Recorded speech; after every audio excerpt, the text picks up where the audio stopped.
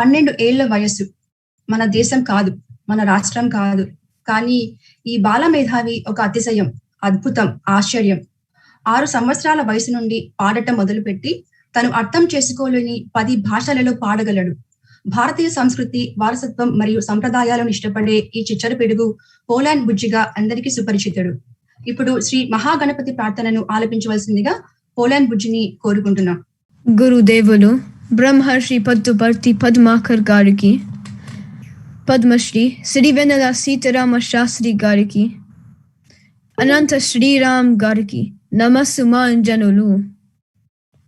I'm Zbiggs from Poland, and I start this event with a shloka and a song on Vishwa Vinayaka. Shuklam Baradaram Vishnum Seshivarnam Chaturbhujam Prasannavadanam Dhyayet Sarva Vignopashantaye Agaja Anana Padmarkam Gajanana Maharnisham Anekadantam Bhaktanam Ekadanta Mupasmahe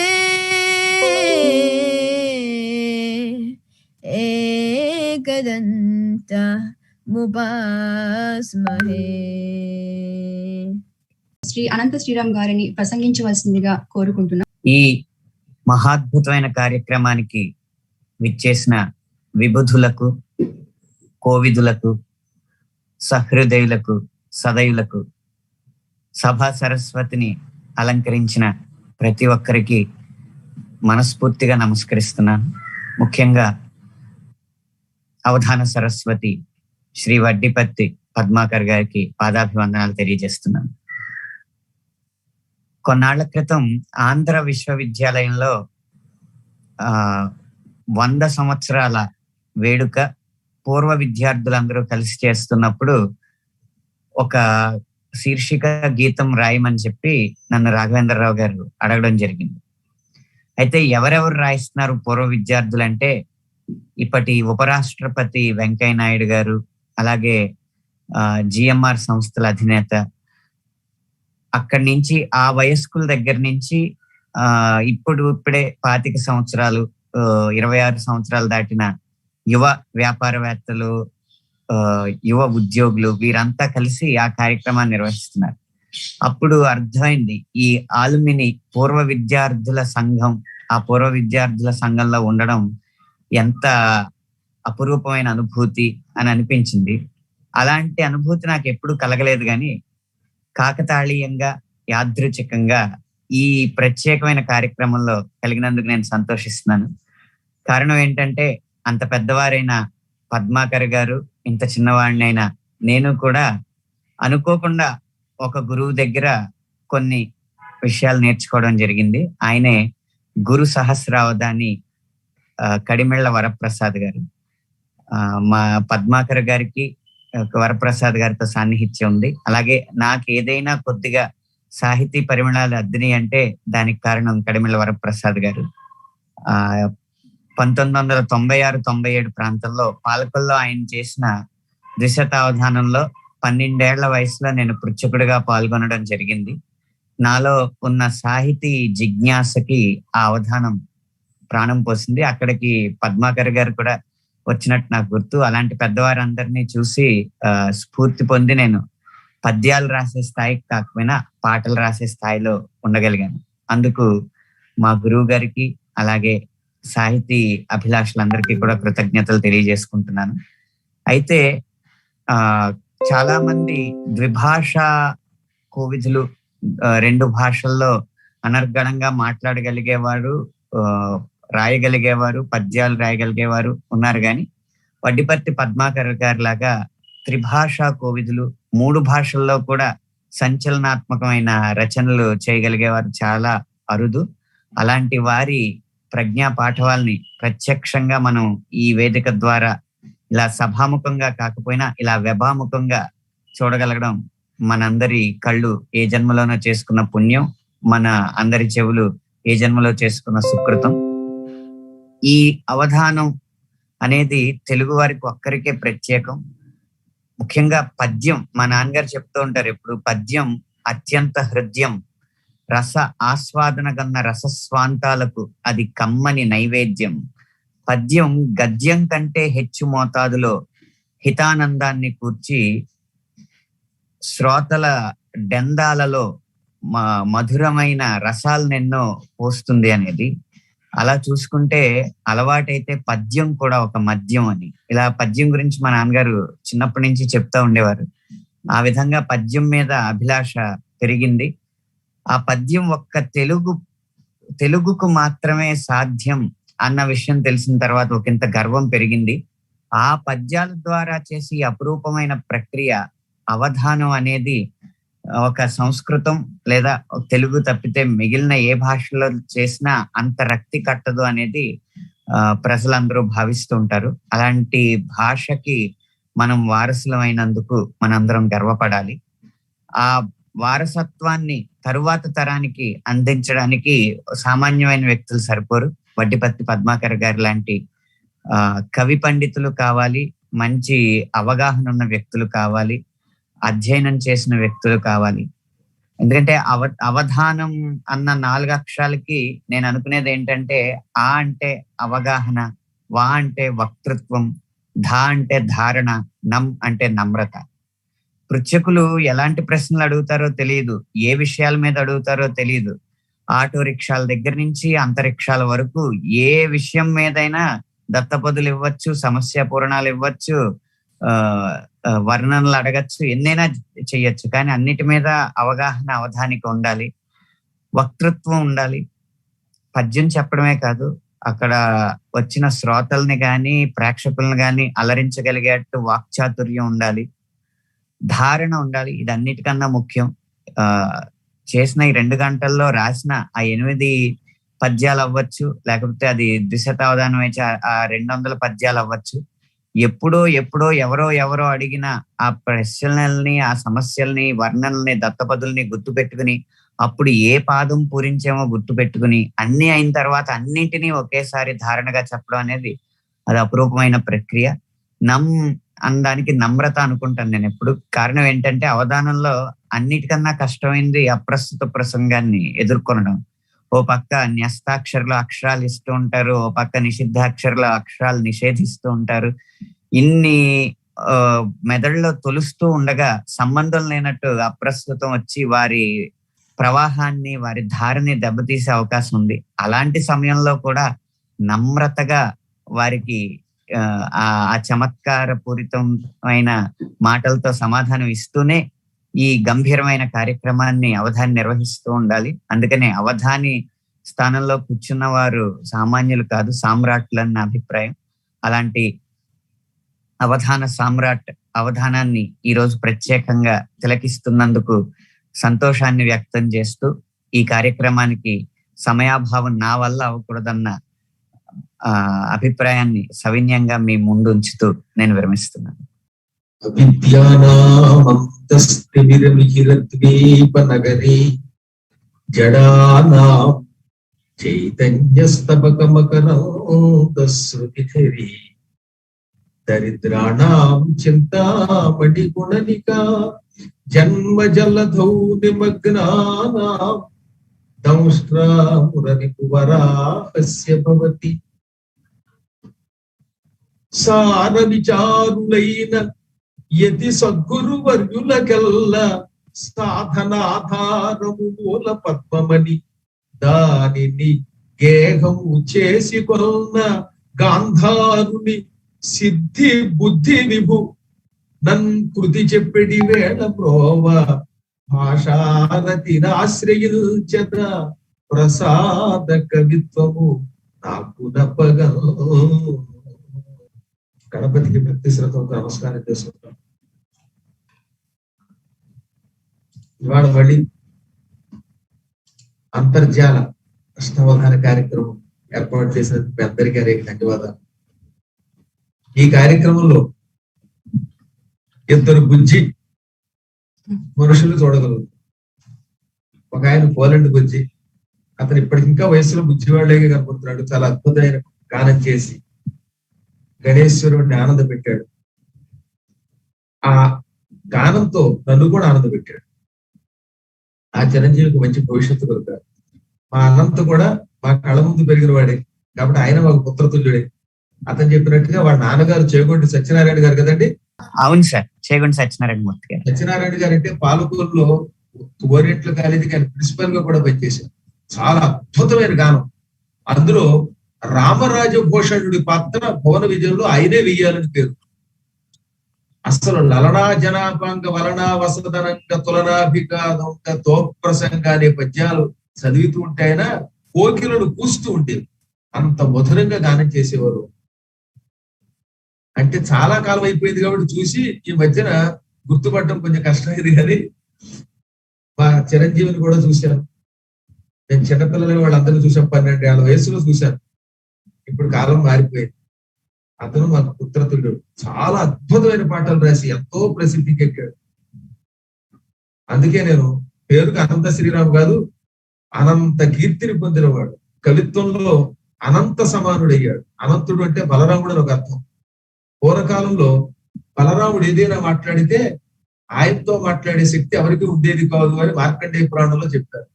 అంత అద్భుతమైన స్థాయికి వెళ్ళి ఆ మధ్యకాలంలో రాముడి మీద కూడా అపూర్వమైనటువంటి ఒక పాట రాసి చాలా సంతోష పెట్టాడు. వాళ్ళందరూ కళ్ళ ముందు కనపడుతుంటే మళ్ళీ నాకు చంటి పిల్లవాడిని అయిపోవాలన్నది కోరికొస్తుంది.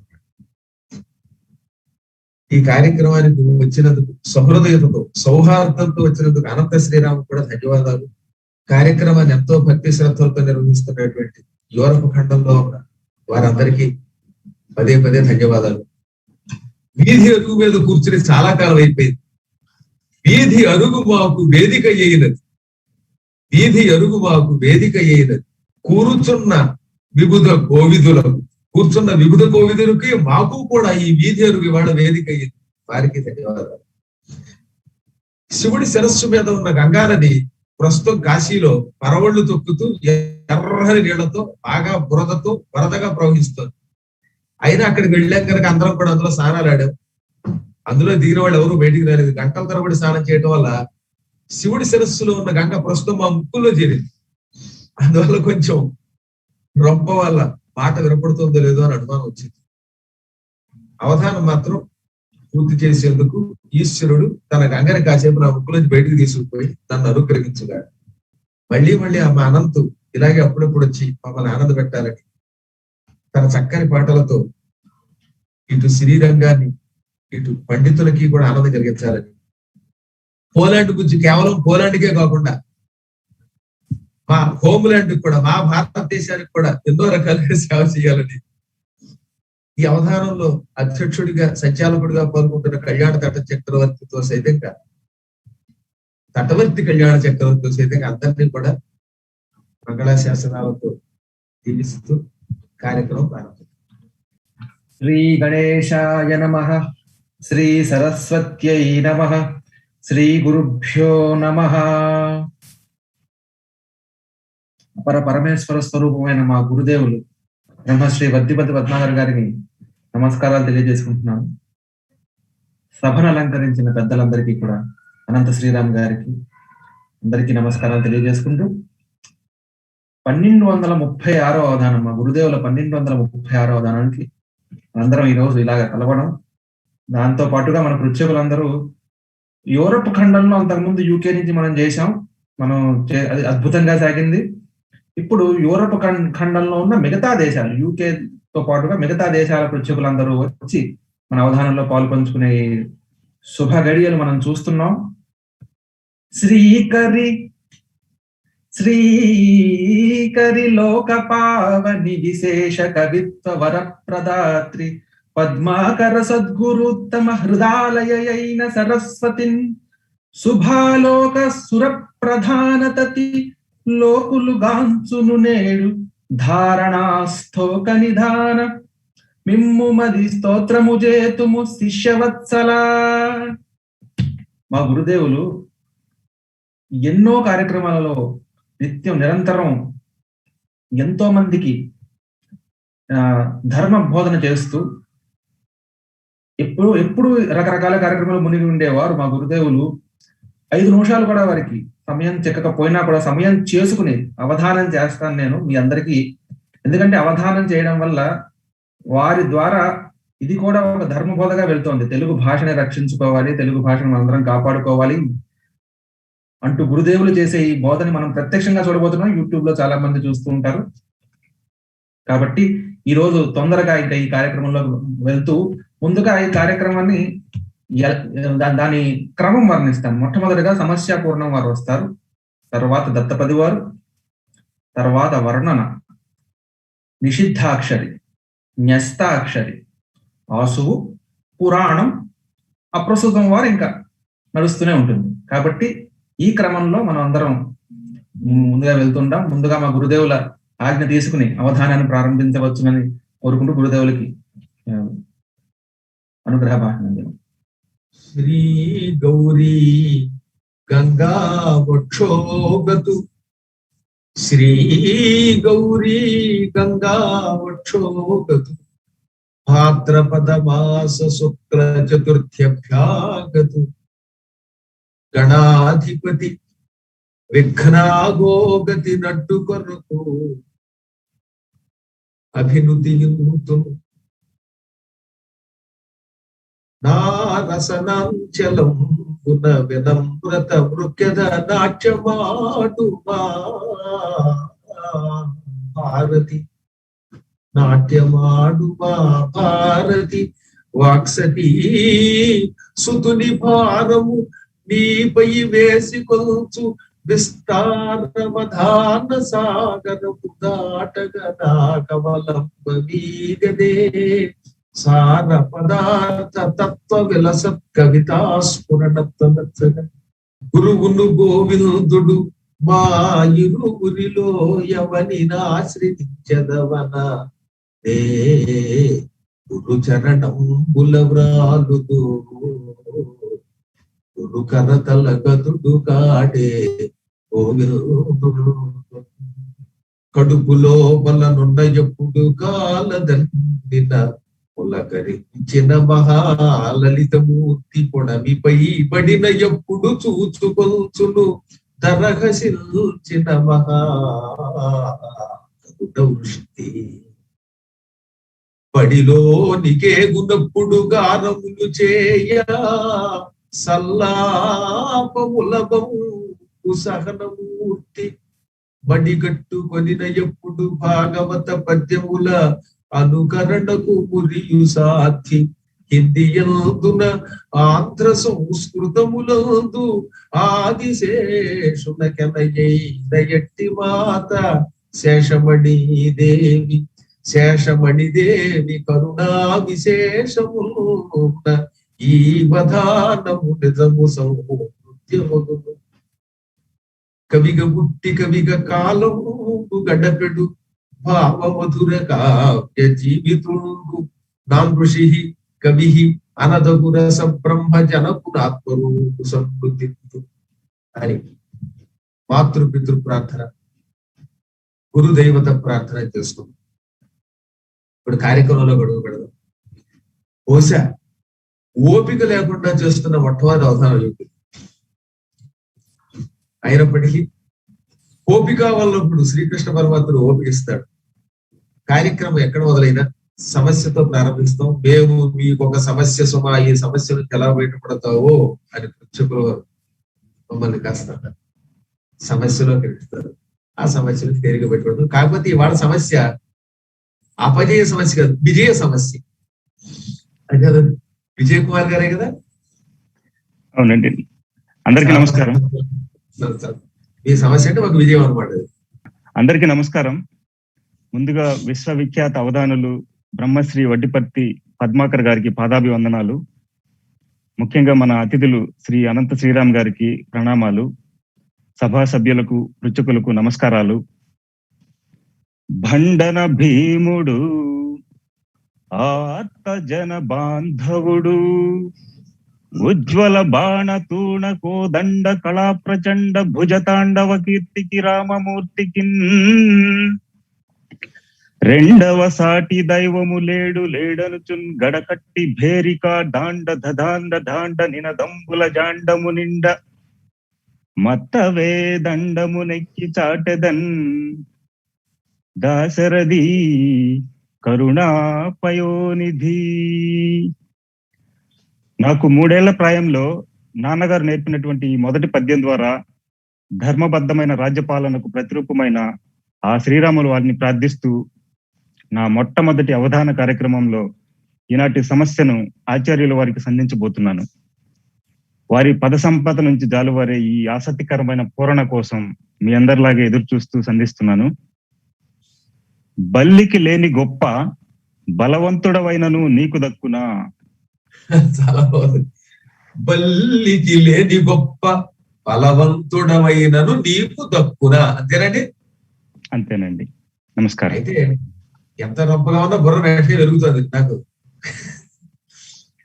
బల్లికి లేని గొప్ప బలవంతుడవైనను నీకు దక్కునా, తల్లికి సాటి దైవమిక ధారుడి లేదను వార్త విందువే. తల్లికి సాటి దైవమిక ధారుడి లేదను వార్త విందువే. మొదటి పాదం వచ్చేసిందండి. దత్తపది వారండి.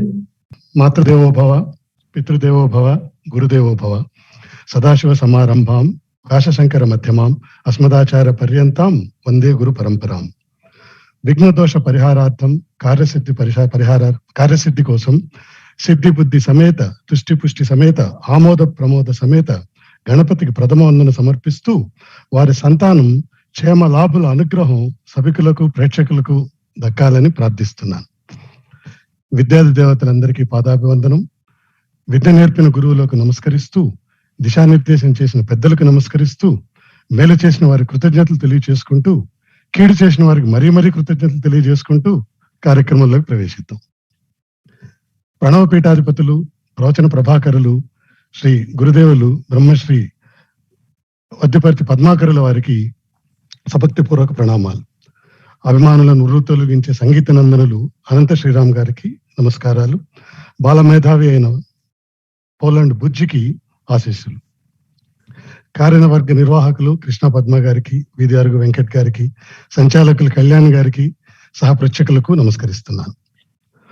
గురువు గారు అవధాన రారాజులైతే సంచాలకులు అవధాన యువరాజులు. మరి మేము పృచ్ఛక మహారాజులు అవుతామో పిచ్చి మహారాజులు అవుతామో ఇక కార్యక్రమంలో చూడాలి. ప్రేక్షక మహాశయులకు నమస్కరించి దత్తపదిలోకి ప్రవేశిద్దాం. ఈనాటి దత్తపదికి నేను తీసుకున్న నేపథ్యం మా ఊరు. మా ఊరు అంటే నాకెంతో ఇష్టం. మా ఊరు పేరు చెప్పే ముందు ఒక ఆధ్యాత్మిక విశేషం మీతో పంచుకోవాలి. భాగవతంలో తలమానికమైనది, సంసార చక్రం నుంచి బయటపడాలనుకునే సాధకులకు ధైర్యం ఇచ్చేది, దారి చూపేది గజేంద్ర మోక్షం. అందులో దానికి హృదయం లాంటిది ఓ పద్యం. ఎందుకంటే అందులో ఒక దైవలీల జరిగింది. అలా వైకుంఠపురంబులో అని రాశాక అంతటి పోతన గారి కలం ముందుకు కదలలేదు. ఆ భగవంతుడే దిగి వచ్చి పూరించాడు కదా. ఆయన పూరించిన ఆ మొదటి పదం మా ఊరు నగరి.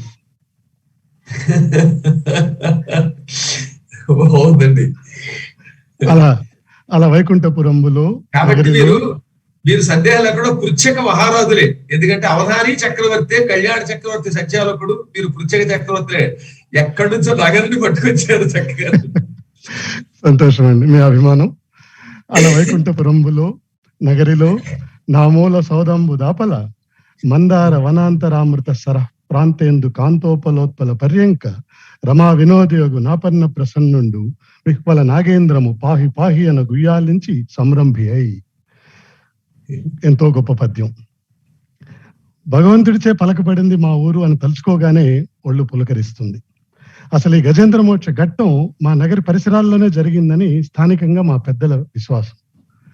నగరి సమీపంలో కరింబేడు గ్రామంలో కోనేరులో ఈ కరిమకరిల పోరు జరిగింది అన్నది మా పెద్దల నమ్మకం. మా ఊరు వెంకటేశ్వర స్వామి పేరు కూడా కరిమాణిక్య స్వామి. ఇన్ని విశేషాలు కలవడం యాదృచ్ఛికం కాకపోవచ్చు, కానీ ఈ విశేషాలు కనుమరుగు కావడం, మరుగున పడిపోవడం మా దురదృష్టం. నగరికి సమీపంలోని నారాయణవనం, నాగలాపురం లాంటి ఊర్లకున్నంత ప్రాశస్త్యం మాకు ఉండవలసింది. దాని ప్రాశస్త్యంలోకి తీసుకురొచ్చే బాధ్యత మాకున్నది. ఇక ఇప్పటికీ మా ఊర్లో షణ్మతాలకు ఆలవాలమైన ఆలయాలు ఉన్నాయి. అమ్మవారు దేశమ్మ, ఓరుగుంటమ్మ, గంగమ్మ లాంటి గ్రామ దేవతలుగానే కాకుండా కంచికి పోవాల్సిన అవసరం లేకుండానే మా ఊరిలో కామాక్షాంబ సమేత శ్రీ కరకంఠేశ్వర ఆలయంలో కొలువై ఉన్నారు. ఇక వీరభద్రాలయం మా వీధి చివరున్న మరో విశేషం. ఇక గణపతి ఆలయాలు, కుమారస్వామి ఆలయాలు, ఇక సూర్యుడు లేనిది ఎక్కడ.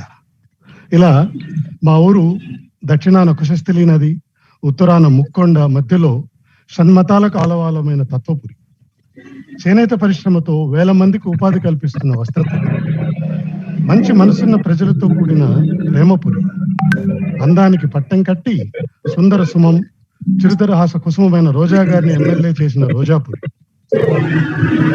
ఈనాడు దత్తపదికి మీకు పదాలిస్తూ నిలిచిన సమస్యపురి. మా నగర విశేషాలైన కుశస్థలి, ముక్కొండ, చేనేత, రోజా. కుశస్థలి మా నది పేరు, ముక్కొండ, చేనేత, రోజా ఈ పదాలతో భావం అంటే ఒకటి కుశస్థలి, ఒకటి ముక్కొండ, చేనేత, రోజా. రోజా ఈ 4 పదాలతోటి భావం ఏంటంటే లాల్ బహదూర్ శాస్త్రి గారి నినాదం జై జవాన్ జై కిసాన్. ఆ రక్షకులకు, కర్షకులకు మా నగరి ప్రజల తరపున కృతజ్ఞతలు తెలియజేస్తూ మీ ఇష్ట ఛందస్సులో ఓ పద్యం చెప్పవలసిందిగా ప్రార్థన. నిజంగా మహానుభావుడు లాల్ బహదూర్ శాస్త్రి మనం మర్చిపోతున్నాం. ఆయన పుట్టినరోజును మర్చిపోయి కేవలం గాంధీ జయంతి అనుకుంది, కానీ ఇద్దరు పుట్టినటువంటి దివ్యమైనటువంటి డేట్ ఒక విధంగా ఇది చాలా సంతోషం. ముక్కొండ, కుశస్థలి, రోజా, చేనేత. అవునండి. ఇందాకనే మా గురువు గారు లాల్ బహదూర్ శాస్త్రి గారి మీద ఒక అద్భుతమైన పద్యం ఇందాక చూశాను ఆ సమూహంలో, ఎంత బాగుందో. ఇప్పుడు మీరేమో ఈ అడగడం చాలా బాగుందండి. మంచి నగరి మంచి అడిగారు. రైతు ముక్కొండలైన, రైతు ముక్కొండలైన ను అనేది రైతు ముక్కొండలైనను భూతి చేయు. రైతు ముక్కొండలైనను భూతి చేయు. 3 కొండ ముక్కొండ కాబట్టి రైతు తలుచుకుంటే 3 కొండలు కూడా భూతి, ఐశ్వర్యంగా మారుస్తాడు. భూతి అంటే ఐశ్వర్యం, సంపద. రైతు తలుచుకుంటే కొండలను కూడా పిండి చేసి సంపదలు అందించగలుగుతాడు. రైతు ముక్కొండలైనను భూతి చేయు. సుభాష్, మంచి భావం చెప్పారండి. అక్కడికి వచ్చేసింది మొదటి.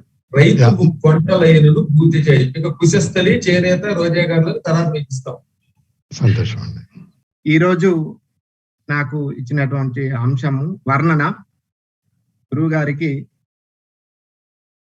పరోపకారార్థమిదం శరీరం అంటూ వజ్రాయుధాన్ని నిర్మించి దేవతలను రక్షించడం కోసం తన వెన్నెముకను దానం చేసినటువంటి దధీచి మహర్షి యొక్క త్యాగ నిరతిని స్వేచ్ఛ వృత్తంలో వర్ణించమని చెప్పేసి గురువు గారిని పెట్టుకుంటాం.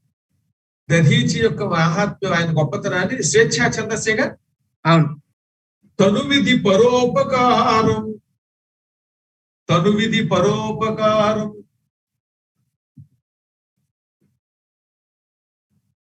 అయిపోయింది మధుపాలం.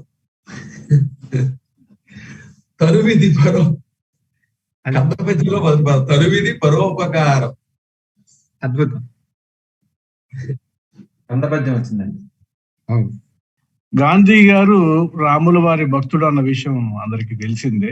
మహానుభావుడు, నిజంగా ఆయన మహాత్ముడని అన్నారు. పోయేటప్పుడు కూడా హే రామ్ అంటూనే పోయారు ఆయన. కానీ మరి ఆయన ఎక్కడ నేర్చుకున్నారో రాముడు వారి దగ్గర నుంచి కొన్ని విషయాలు, అది దాని గురించి అహింస అనేటువంటి పదం. రాముడు అహింసయనునా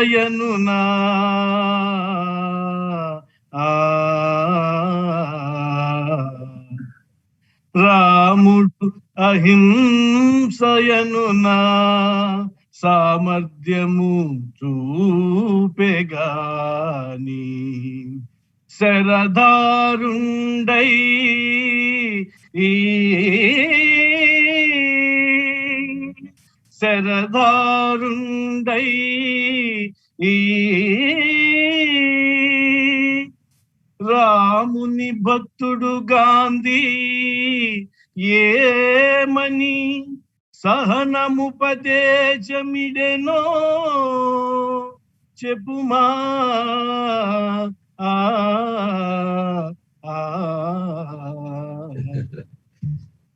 చాలా బాగుందండి. నాకు ఇష్టమైన అదేని రాఘవన్ అన్నారు లాస్ట్ టైం, అది అందులో ఎత్తుకున్నాను. గాంధీ గారు రాముడి దగ్గర ఈ అహింస ఎలా నేర్చుకున్నారు అన్నది చెప్తే. రాముడు ఎంత అహింసాపరుడో, క్రోధాన్ని అంత ఆవేశింప చేసుకుని క్షణాల్లో శత్రువులు చీల్చి చెండాడాలనే గొప్ప నీతి కూడా కలిగిన వాడు మహానుభావుడు. అందుకే కస్య బిభ్యతి దేవాశ్చ జాత రోషస్య సంయుగే. రాముడికి కోపం రాదు, కానీ ఆయన కోపం వచ్చిందా దేవతలు కూడా ఉడికిపోతారట. అది ఆయన కోపం. ఈ విషయాన్ని ఈ మధ్యన మా అనంత శ్రీరామ్ గారు మంచి పాటలో ఆ మధ్యన ఒక ఉపన్యాసం ఇచ్చా చాలా మందితో వాదోపాదన చేసి రాముడు గొప్పతనాన్ని చెప్పాడు. అందుకే అనంత శ్రీరామ్ గారు నాకు వాత్సల్యం కూడా చాలా ఇష్టం అతనంటే. ఆ విషయం చాలా సంతోషం. అయితే ఇందుకే శ్రీరాముడు అహింసావాదం ఎటువంటిదో తేల్చాలి మనం. రాముడు శరణం కోరిన వాడిని వదిలేస్తాడేమో గాని మనొచ్చి కొట్టిన వాడిని, లేకపోతే మన గుళ్ళు పడగొట్టిన వాడిని అహింస అని చెప్పి అన్నాడు కదా. అన్నాడు పొరపాటు. అలా అంటే ప్రమాదం కూడా. దానివల్లే ఇప్పుడు దేశానికి నష్టం వచ్చింది అందరికి. మా రా నిషిద్ధం అండి.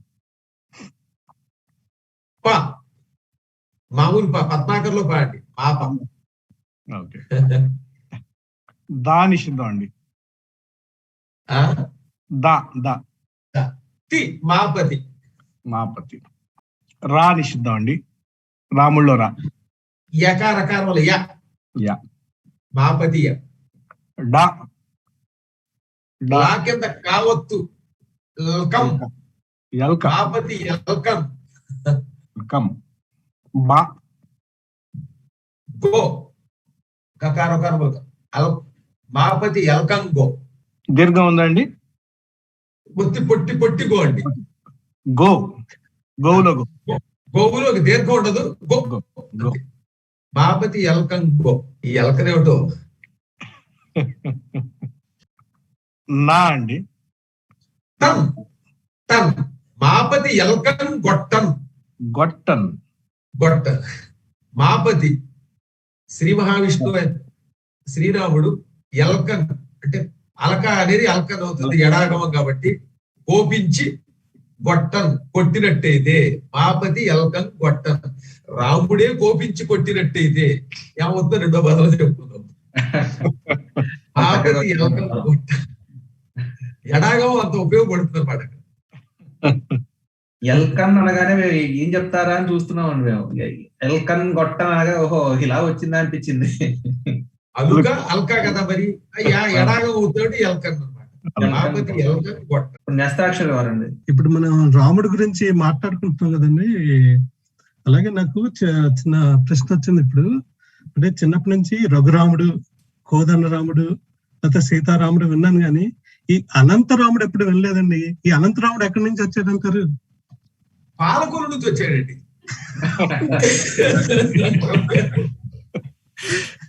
సరిగ్గా చూసి ఉండవలసిందండి. మాది పాలకొల్లే, ఆయనే అదే అది పాలకొల్లే, మీది పాలకొల్లే అన్నమాట. అంటే మీకు అర్థమైతే పాలకొల్లు అంటే కొల్లు అనేది ప్రవాహాన్ని కొడతాం కదా, పాల సముద్రం. అది పాల సముద్రంలో ఎప్పుడు అనంతుడు ఉంటాడు కదా, ఆదిశేషుడు. ఆ పాల సముద్రం నుండి వచ్చినటువంటి ఆ అనంతుడు శ్రీరాముడిగా అయోధ్యలో అవతరించాడు. అలా వచ్చాడు. ఇప్పుడు మరి నెస్తాక్షరి వారండి. గోపి గారు. గీతా విద్య అనేటువంటి శీర్షికన ఇటీవల ఆరంభించినటువంటి భగవద్గీత యొక్క పాఠ్యక్రమాన్ని ప్రపంచానికి అందజేసేటువంటి ప్రయత్నంలో ఎందరో మహానుభావులు, యోగి పుంగవులు పాటుపడ్డారు. ఉడతా భక్తిగా నా వంతు ఒక చిన్న కృషిని నేను మొదలు పెట్టాను. బొమ్మల భాష్యం అనేటువంటిది ఒకటి భగవద్గీతకు అందిస్తూ భగవద్గీత యొక్క శ్లోకాలకు ఒక గ్రాఫిక్ ఇల్లస్ట్రేషన్స్ అంటే బొమ్మల ద్వారా వాటి భావాన్ని తెలిపేటువంటి ఒక కార్యక్రమాన్ని మొదలుపెట్టాం.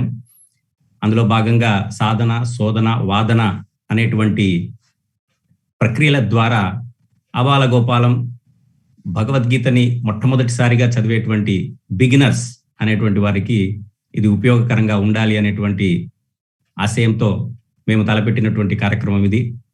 మరి ఈరోజు అవధాన కార్యక్రమంలో మహారాజులైనటువంటి వద్దిపర్తి పద్మాకర్ గారు ఒక పండితులే కాదు, వారు గురువులు కూడా. అందువల్ల ఒక యోగ్యమైనటువంటి ప్రశ్నను ఎంచుకొని అది మాకు ఆశీర్వచనంగా కూడా అయితే బాగుండు అనేటువంటి అభీష్టంతో నేను ఒక ప్రశ్న అడగదలుచుకుంటున్నాను. ఇది నా ప్రశ్న అండి. మొదటి పాదం మొదటి అక్షరం గీ, రెండవ పాదం రెండవ అక్షరం తా, మూడవ పాదం నాలుగో అక్షరం వి, నాలుగో పాదం 13వ అక్షరం ద్యా వచ్చు విధంగా శ్రీమద్ భగవద్గీత యొక్క విశిష్టత మరియు ప్రస్తుత సమాజంలో దాని ఆవశ్యకతను తెలుపుతూ ఒక పద్యం సెలవివ్వవలసిందిగా ప్రార్థన. మొదటి పాదంలో గీ పెట్టాలి, ఒకటో అక్షరం. రెండో దాంట్లో రెండో అక్షరం తా, మూడో పాదంలో మూడో అక్షరం వి, నాలుగో పాదంలో 13వ అక్షరం దియ. గీతా విద్య, దాంతో గీతా సారాంశాన్ని అందించాలి. అంతే కదండి? అంతేనండి. గీతాచార్య జగద్గురుడు హరియే కృష్ణుడు జిష్ణుడు. గీతాచార్య జగద్గురుడు హరియే కృష్ణుడు జిష్ణుడు. మొదటి పాదం కాబట్టి ఒక అక్షరం రుణానుబంధం అట్టే పెట్టుకుందాం. గీతాచార్య జగద్గురుడు హరియే కృష్ణుడు జిష్ణుడు. యూరోప్ లో కొంచెం ఉత్తరాదిన ఉన్న ఫిన్లాండ్ దేశంలో ఇక్కడ సూర్యుడు కాస్త మాతో దోబూసులాడుతుంటాడు. ఏడాదిలో కొంతకాలం ఏమో వెళ్ళి రావయ్యా ఇంకా చాలు మేము పడుకోవాలి అన్నా వినిపించుకోడు. మరి శీతాకాలంలో అయితే ప్రత్యక్షమే కాడు, అసలు మాకు అనుగ్రహించడు. ఇదేమిటి మాతో మా అవస్థ ఏంటిది? ఇక్కడికి వచ్చిన తర్వాత సూర్య భగవానుడి మీద మాకు కొంచెం భక్తి పెరిగింది, ఆయన విలువ తెలిసి వచ్చింది. సో మా ఈ అవస్థ గురించి ఏదైనా కొంచెం చక్కగా పద్య రూపంలో చెప్పాలని ప్రార్థన. అనుదినమును దుర్దినమో అనుదినమును దుర్దినమో ఘనమగు సీతాంశు దినమో ఘనమగు సీతాంశు దినమో కమ్ర విశాలోద్ఘనమో మాకును తోచదు. ఇనుడా రక్షింపువయ్య ఇనుడా రక్షింపువయ్యా ఈ దీనునిటల్ ఇనుడా రక్షింపువయ్య ఈ దీనునిటల్. ఇందులో దుర్దినం అనే శబ్దం మాత్రం స్పెషల్. దుర్దినం అంటే సూర్యుడు కనపడని రోజులు దుర్దినం అంటారంటే. సంస్కృతంలో దుర్దినం అంటే కేవలం సూర్యుడి యొక్క ఆ కిరణాలు కనపడకపోవడం అనమాట. రాబోతున్నాయండి మాకు. అందుకే ప్రత్యేక అలసారి పెద్ద దుర్దిన ఆర్ద్రీకృత సల్లకి పల్లవ ప్రపంచం అంటాడు అనమాట. ధన్యవాదాలండి. పురాణం అంటే పురాణం నాకు మా గురుదేవుల అవధానంలో ఆసువు పురాణం అంటే అమితమైన ఇష్టం. అసలు ఎంత బాగుంటాయి. దుర్దినం నాకు అందులో ఆ పదం దుర్దినం అనే పదం ఎందుకు ఇష్టం అంటే మేఘచ్చన్నంతు దుర్దినం అంటే సూర్యుడిని పూర్తిగా మబ్బులు కమ్మేసి అనుకోండి, మేఘము చేత ఆవరింపబడిన కప్పబడిన దినమును మాత్రమే దుర్దినం అంటారు. చాలా మందికి దుర్దినం అంటే ఏదో చెడ్డ రోజు అనుకుంటారు. మేఘచ్చన్నంతు దుర్దినం. గురుగారు మీకు కొద్దిగా రొంప జ్వరం అలా ఉందన్నారు కదా, అనుకోకుండా కొంత కాదు ఏకంగా అంతా రొంపే. అనుకోకుండా మీకు సాయంగా నాకు కూడా అలాగే ఉందండి. అదే నేను కృష్ణ పద్మ గారికి వెంకట్ గారికి కూడా చెప్పాను. అలాగే కనపట్లేదు ఎక్కువసేపు. ఇది చూసి మా సరే చారు బాగుంటుంది అంది మాట, చారు పెడతానంటుంది. కాదు నాకు ఒక సందేహం వచ్చింది. మీరు త్రిభాష అవధాన్ కాబట్టి మిమ్మల్ని అడిగితే బాగుంటుంది అనిపించింది. ఈ చారు అనేది ఉత్తరాది వంటకమా లేకపోతే దక్షిణాది వంటకమా? అంటే చారు అంటే నేను ఏమనుకుంటున్నా అంటే మంచినీళ్ళు, ఉప్పు, చింతపండు, పోపు చారు కదా. ఈ 4 కలిపి చారు ఏమైనా వచ్చిందా అని సందేహం వచ్చింది గురుగారు, మీరే సందేహం తీర్చాలి. అందుకే ఈ మధ్యన ఒక ఆయన శ్రీ రఘురామ చారు తులసి రామ అనే పద్యానికి అర్థం చెప్పాట. రాముడికి జలుబు చేసింది, పద్మాకర్ గారి గంగలో ములిగితే అందుకని ఆయనకి చారు పెట్టారు. చారులో కరివేపాకు దొరక్క తులసి దళం వేశారు. ఆ తులసితో వేసిన చారు వల్ల ఆయనకి జలుబు తగ్గిపోయిందని చెప్పాట. కానీ మొత్తం మీద హిందీలో ఉన్న చారు మన తెలుగు చారులో కలిపితే జనం అంతా తాగి మెచ్చారు. మీకు నాకు చారు కావాలి వాళ్ళు. Thank you. కాకుండా సంస్కృతం చారు అంటే మాత్రం అందమైన గురుదేవులు అన్నారు కదా చారుశీల అని, అది కూడా డౌట్. అంటే అక్కడ పవిత్రమైన శీలం కలిగింది అని అర్థం వాడు చారుశీల అంటే. ప్రియే చారుశీలే అని సంబోధించడం అనేగా. ప్రియే చారుశీలే జయదేవులు గారు. జయదేవులు అష్టపదుల్లో అది నాకు చాలా ఇష్టమైంది. శ్రీనివాసులు గారు ప్రాణప్రశ్న నేను అడుగుతున్నది, క్షమయును దమమును సత్యము నమేయ మహిమాస్పదంబులను విందుము ధర్మములందెల్లను నభి వర్ణ్యములవి హృద్గ్రంథి భేదన ప్రౌఢంబుల్. శుక్లాంబరధరం విష్ణుం శశివర్ణం చతుర్భుజం ప్రసన్నవదనం ధ్యాయ సర్వవిఘ్నోపశాంతి అని మరొక్కసారి శ్రీ మహాగణాధిపతికి ప్రార్థన చేసినటువంటి వాడిని తిక్కనగా పద్యాలు, అందమైన పద్యాలు అదొకటి. ఈ ప్రపంచంలో అన్నిటికంటే గొప్పది ఇంద్రియ నిగ్రహం. శమము, దమము ఇవన్నిటికంటే ఎందుకు గొప్ప అంటే, ఒకటి అంతరింద్రియ నిగ్రహం, ఒకటి బాహ్యేంద్రియ నిగ్రహం. పైకి కనిపించే పంచేంద్రియాలని నిగ్రహించిన మనస్సులో ఉన్నటువంటి ఇంద్రియాలని, ఆంతరిక ఇంద్రియాలని నిగ్రహించడం చాలా కష్టం. కాబట్టి లోపల ఉన్న ఇంద్రియాలు, బయట ఉన్న ఇంద్రియాలు, ఈ రెండింటిని అదుపులో పెట్టడం కంటే ఈ ప్రపంచంలో గొప్ప తపస్సు లేదు.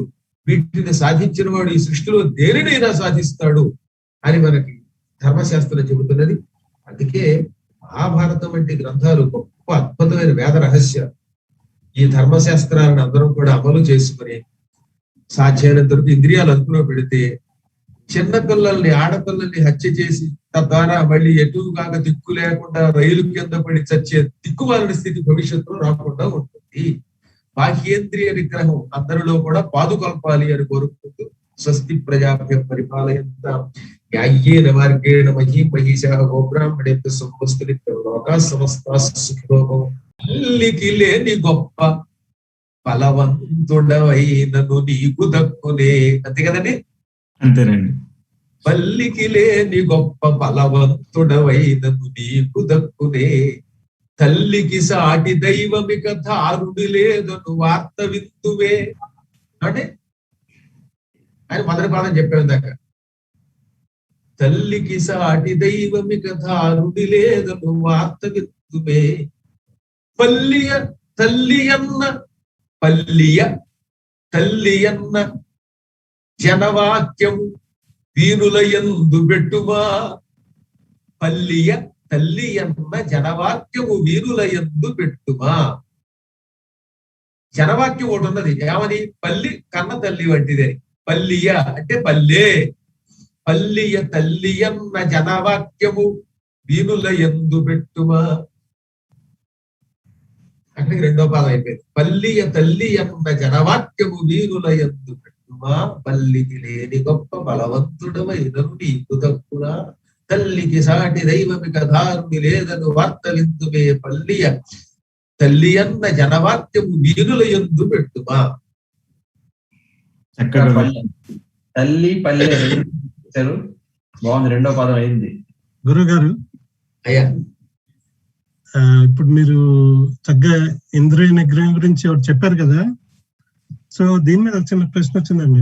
అంటే వరోధిని చాలా గొప్ప సౌందర్య రాశి, కానీ ప్రవరాఖ్యుడు ఆమె ఎంత ఇది చేసినా కానీ లొంగలేదు కదా. అంటే ఈ ప్రవరాఖ్యుడికి లేపనం ఇచ్చారు కదా సిద్ధుడు. ఆయన ఇచ్చిన లేపనంలో ఓన్లీ అక్కడికి వెళ్ళడానికే శక్తి ఉందా, లేకపోతే ఈ ఇంద్రియ నిగ్రహానికి కూడా శక్తి ఏమైనా కలిపేలాగా ఇచ్చాడా అని? అలాంటి ల్యాప్లు ఏదైనా ఉంటే అందరికి రాసి పారేస్తే అందరూ చక్కగా బుదిగి కూర్చుని ఉంటారు కదా అని ప్రశ్న వచ్చిందండి. ధర్మ సందేహం. పాప ఆ లేపనంలో వెళ్ళలేదండి, లేపనం కరిగిపోయింది దానికి. ఆ లేపనం నీళ్ల వల్ల కరిగిపోవడం వల్లే ఇంటికి వెళ్ళలేకపోయాడు. ఆయన కఠిన నిగ్రహం ఇచ్చారు. అదే ప్రారంభంలోనే చెప్పారుగా, ఏమని? భోగబాహ్యమయ్యే పూచిన సంపెంగ పులుపు మధుకరాంగనలకు పోలే. సంపెంగ పువ్వులో ఉన్న వాసన అందరికీ ఇష్టం, కానీ ఆ వాసనకి దగ్గరికి చేరితే తుమ్మెదలు చచ్చిపోతాయి. ఆడ తుమ్మెద కనుక సంపెంగ మీద వాలింత వెంటనే చచ్చిపోతుంది. సంపెంగ పువ్వు వాసన ఆడ తుమ్మెదలకు ఎలా పనికిరాదో ప్రవరాక్షుడు అంటే నాబోటి వాడు అందం పరస్త్రీలకు ఎందుకు పనికిరాకుండా అంటే ఎంత నిగ్రహం కలిగిన వాడు ఆలోచించాడు. ప్రవరుడు నేను ఇలా కొద్దిమంది మాత్రమే పుట్టుకతో సౌందర్యంతో బిడ్డ పూర్వజన్మ సుకృతం వల్ల. రైతు ముక్కొండలైనను భూతి చేయు అని మొదటి పాదం చెప్తాం. రైతు ముక్కొండలైనను భూతి చేయు. ఆ తర్వాత కుశస్థలి, చేనేత, రోజా ఈ ముగ్గురిని ఇవ్వాలి. ఆఖరిని రోజాని ఇస్తాను మీకు. అలాగేనండి. ముందుగా చేనేత ఇచ్చేద్దామా? పరముచే నేత అయ్యే సిపాయి అనగా. పరముచే నేత అయ్యే, పరముడు విష్ణుమూర్తి చేత అనమాట. పరముచే నేత అయ్యే, నాయకుడు అయ్యాడు. ఎవరు? సిపాయి అనగా. ముందేమో రైతు వచ్చాడు, ఇప్పుడేమో మిలిటరీ వచ్చింది. జై జవాన్ జై కిసాన్. పరముచే నేత అయ్యే సిపాయి అనగా. చక్కగా వీరుడిలో విష్ణు ఉంటాడు కదా, మరి ఎప్పుడైనా వీరుడిలోను మహారాజులోను విష్ణు ఉంటాడని చేస్తాడు. నా విష్ణు పృథ్వీపతి. పరముచే నేత అయ్యే సిపాయి అనగా. రైతు ముక్కొండలను కూడా భూతి చేయు. రైతు ముక్కొండలైనను భూతి చేయు. పరముచే నేత అయ్యే సిపాయి అనగా. చక్కగా సెలవిచ్చారు. తర్వాత వర్ణనాంశం. మరి వర్ణనాంశం గారు మహేంద్ర శర్మ గారు. తనువిధి పరోపకారం మునకును రెండో పాదంలోకి తీసుకొచ్చాడు. ఆ మునకును జత్తం పెట్టి. తనువిధి పరోపకారం మునకును నేనిప్పుడు అసగబోయద. తనువిధి పరోపకారం మునకును నేనిప్పుడు అసగబోయద. నేనిప్పుడు అసగబోయిన. దాన్ని మువర్ణ ఎత్తి అంటారు. మూకి ఉప్పు బుబ్బులు కనుక ఎత్తైతే దాన్ని ప్రత్యేక ఎత్తి మువర్ణ ఎత్తి అంటారు. తనువిధి పరోపకారం మునకును నేనిప్పుడు అసగబోయద. ఎసగబోయదా, వసగబోయద. అది నేనిప్పుడు అసగబోయద. వసగన్ బోయద. ఇవ్వబోతున్నారు నాకు అర్థం. ఇవ్వగానే పోతాడు కదా ఎలాగో. పరోపకారం మునకును నేనిప్పుడు అసగబోయద. మోక్షం బునకు. ఇంకో పదం రాసుకోండి. మోక్షం బునకును బోయద. ఎక్స్ట్రా ఇచ్చేసి మోక్షం బునకు బోయద. ఎప్పుడైనా పరోపకారం కోసం శరీరం అవడం వల్లే ముక్తి వస్తుంది. అందుకే ఆయనకు ముక్తి కూడా వచ్చింది. మోక్షం బునకు బోయద. మూడో పాదంలో కూడా 2 గణాలు ఇచ్చేసాం. ఇంకొక గణం వస్తుంది. తనువిధి పరోపకారం మునకును నేనిప్పుడు అసగబోయద. మోక్షం బునకుం బోయద. మోక్షం బునకుం వరకు రెండో పాదం. బునకుం బోయద అనేది మూడో పాదం. మోక్షం బునకుం బోయద. అద్భుతం. ఇప్పుడు నిషిద్ధం. మాపతి ఎల్కం గొట్టం. మా రామచంద్రుడు అలకతో కొడితే జ్ఞానం ఉందండి. కూడా రామచంద్రుడు. మొదటి అక్షరం ఈ యకారం నిషిద్ధం అండి. ఆపటం. భూ ప్రాసన అది కదా మీదేనండి. భూపతి. పుల్ పుల్ భూపుల్. భూ కులం అండి. భూ కదండి ప్రాస కదండి. భూపుల్ ప్రాసన అదే కదండి. ఆపతి ఎల్కం గొట్టన్ భూపుల్. ఇది కూడా అంచనాకు అందట్లేదు నాకు. భూపుల్ అంటే ఏమంటారు? ఇది కొంచెం కష్టమైంది. భూపుల్ అంటే. గకారం నిషిద్ధం అండి. సా సాకేతలో సా, శ్రీరాముడిలో కాకుండా సీతలో సా. దంత్యం రకారం నిషిద్ధం అండి. లా సాల. లా. సున్నా కూడా పెట్టండి. సాలం. మామూలు లకారం కదండి, లేలలో లా. సాలం. సాలం. సాలం. సాల వృక్షంలో ఉన్న సాల. అది అలా చెప్పకూడదు, చెప్పేస్తే వాడికి క్లూ ఇచ్చినట్టు చదవకూడదు. సాలం. కా నిషిద్ధం అండి. త. సాలంత. సాలంత. ఓకే. మళ్ళీ కా అండి. టుల్. సాలంతటుల్.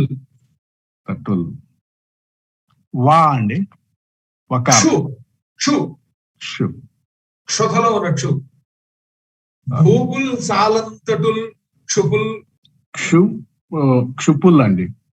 ఇప్పుడు క్షు ఇందాక చెప్పారు కదా. అవునండి. ఇప్పుడు ఎలాగో మీది ఎత్తిస్తాను. ప్రాస అదే కదా మరి. అదే ఎత్తిస్తాను. ఎత్తిస్తానండి అదే కదా. ప్రాస ఎత్తి రెండేది కాబట్టి. భూపుల్ సాలంతటుల్ క్షుపుల్. సాలంతటులు సాలంకటులు అంటే రాక్షసులు. భూపులు అంటే రాజులు. రాజులైన రాక్షసులు. అక్కడ రాక్షసులు కూడా పట్టుకొచ్చేసారు మీకోసం. మీ చేతులు వాళ్ళందరూ విడిపోవాలి. భూపుల్ సాలంతటుల్ క్షుపుల్. సకారం నిషిద్ధం అండి. ఓ. ఓ. క్షుపుల్ ఓ. డా నిషిద్ధం అండి. రే. ఓరే. ఎందుకని ఇక్కడ క్షుపుల్ ఉంది కదండి. అవును. అంచేత గసడదోలు అవుతాయి కనుక పారే కాస్త ఓరే అయ్యింది అనమాట. ఏరాల వల్ల ఓ అయిపోయి క్షుపుల్ ఓరే. ఓరే. ఓరే. ఓరే. చెప్పండి మీరే. వే. మకారే కర్మల వే. మే. వే. వే. వే అండి. వే. వకార ఏ కర్మల వే. వే. రావేలో ఉండేవే. వేడుకోవటం. ఓకే. అది ఓరే వే. మాపతి ఎల్కన్ కొట్టన్. రాముడు అంతటి వాడు కోపంతో కనుక కొట్టినట్టయితే భూపుల్ రాజులు. వాడెవరు? సాలంతటులు రాక్షసులు. క్షుపుల్ అంటే నీచులు. ఓరే నశించిపోరా, పోతారు. పౌట అంటే చచ్చిపోవడం అన్నమాట. వే వేగముగా. వేగముగా అనేది వేరే అక్షరములకు వేగము అని అర్థం. రాముడే కోపంతో కొడితే వేగంగా రాక్షస రాజులు నిమిషాల్లో చావరా. రెండో పదం కూడా సాలంతటుల్ క్షుపుల్ ఓరే ఓవే. గీతాచార్య జగద్గురుండు హరియే కృష్ణుండు జిష్ణుండు. నీ జిష్ణుండు కాబట్టి నీ అవుతున్నాడు ఈ అనేది. యాతాయాత జగంబు మిథ్యయని. యాతాయాత జగంబు మిథ్యయని. సత్యం ఒక్క అధ్యాత్మ. అక్కడ వరకు కాబట్టి సత్యం ఒక్క యథ్యాత్మ. యాతాయాత జగం. యాతాయాత జగం అంటే వెళ్ళిపోయిన వాడు వరకు అది ఇంకోటి వెళ్ళిపోవడం. యాతాయాతం అంటే వెళ్ళిన వాడు వరకు అతను ఒకడు. వాడు ముందు పోయాడు, రేపు పొద్దున ఇంకోటి వెళ్ళిపోతాడు. ఇదివరకు మన పెద్దలు వెళ్ళారు, ఇవాళ మనం ఉన్నాం, రేపు వాడి వరకు మనం వెళతాం. దాని తర్వాత మన తరం వాడు, ఒకటి తర్వాత ఒకటి మొత్తం మీద పోక తప్పదు. అలా పోయే ఒకరి వెంట ఒకరు పోయేటటువంటి లోకం ఉందే, ఇది మిథ్య. యాతాయాత జగంపు మిథ్యయని. సత్యం ఒక్క అధ్యాత్మ అని చెబుతున్నాడు గీతాచార్యుడు గీతలో. వారి పిచ్చివాడా వాళ్ళు ఉంటావు, రేపు వెళ్ళిపోతావు, ఈ జగత్తంతా మిథ్య, బ్రహ్మ సత్యం అని చెప్తున్నాడు. రెండో పాదం అక్కడికి అయ్యింది. ఆసు. గురుగారు, ఆసులోకి వెళ్లే ముందు మీరు ఇప్పుడు రాముడు రాక్షసుని కొడుతున్నాడు అని చెప్పారు. అసలు రాక్షసుడు డబ్బుయే తాటగానే బ్రహ్మ రాక్షసుని చంపాడు కదా గురుగారు. సో నా సందేహం ఏంటంటే ఇప్పుడు బ్రహ్మ విష్ణు మహేశ్వరుడు ఉన్నారు. ఇప్పుడు విష్ణువు మహేశ్వరుడు వాళ్ళకి కమర్షియల్ హీరోలాగా మంచి యుద్ధాలు అవన్నీ బాగా చేశారు, వైలెంట్ గా ఉంటారు. బ్రహ్మ ఏమో చాలా సాఫ్ట్ గా ఆర్ట్ సినిమా హీరోలా ఉంటాడు. ఆయనకి పుష్కర్లో ఒక గుడి తప్పితే పెద్ద ప్రముఖమైన గుళ్ళు కూడా లేవు. సో అలాంటి బ్రహ్మదేవుడిని తీసుకొచ్చి బ్రహ్మ రాక్షసి కలిపి బ్రహ్మ రాక్షసి అని ఎందుకంటారు గురువు? అడిగినట్టు అయిపోయింది. కానీ పూర్వం ఒకప్పుడు బ్రహ్మగారు అసత్యవాడి శివుడి శిరస్సు చూశాను అన్నాడు. ఈ కథ వల్లే అరుణాచలం ఏర్పడింది కథ మీకు తెలుసు కదా. అప్పుడు శివుడు ఆయన అసత్యవాడినటువంటి 5 ఒత్తలను గిల్లించేసి కాలభైరవుడి చేత, నువ్వు నా పూజకి పనికిరావు, ఇక మీదట నీ గుళ్ళు గోపురాలు ఉండవు అని శపించాడు. అప్పుడు బ్రహ్మగారు మళ్ళీ కాడు గట్టిగా పట్టుకుంటే, నాయన నీకు గుళ్ళు ఉండవు కానీ నీ పేరు జగత్తులో బాగా మారువైపోతుంది. ఎవరికైనా ఆనందం కలిగితే నీ పేరు మీద బ్రహ్మానందం అంటారు, అంతేగాని విష్ణు ఆనందం అంటారు. ఎవరికైనా చెవుడు వస్తే కూడా నీ పేరు మీద బ్రహ్మ చెవుడు అంటారు. అలాగే ఏదన్నా బాగుందంటే బ్రహ్మాండంగా ఉందంటారు కానీ శివాండం విష్ణు అండం అంటారు. ఆఖరికి ఏదైనా సమస్తానికి ఆయన పౌరోహిత్యం చేసేవాళ్ళు కూడా మా సాయి గారు అనుకోండి, బ్రహ్మగారు అనాలి తప్ప విష్ణువు గారు అనకూడదు. ఈ విధంగా అన్ని రకాలుగా నీ బ్రహ్మనామం జగత్ ప్రసిద్ధికి ఎక్కుతుంది.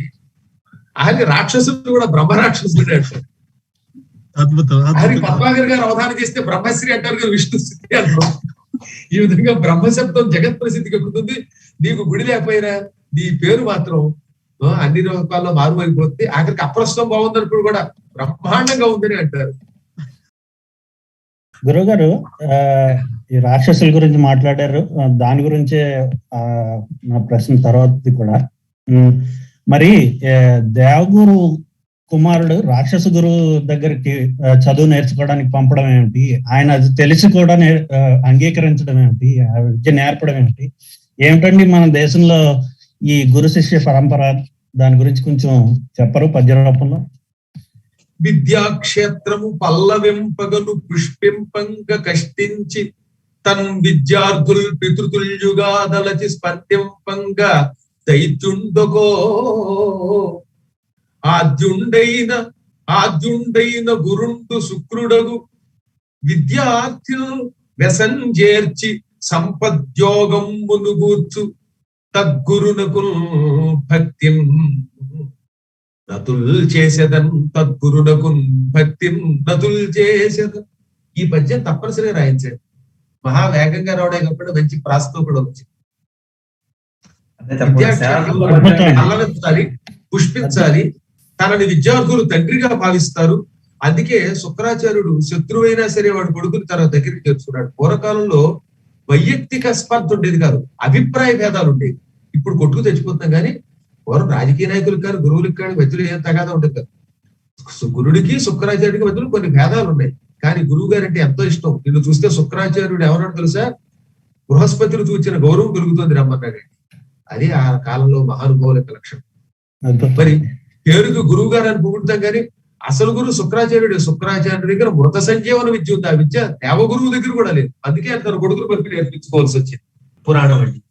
గురువు గారు పురాణం మొదటి అంశంలో చక్కగా ఇంద్రియ నిగ్రహం గురించి వివరిస్తూ, అలాగే ఈనాటి ఈ మధ్యనే జరిగిన ఒక సామాజిక అంశం మీద మంచిగా చెప్పారు.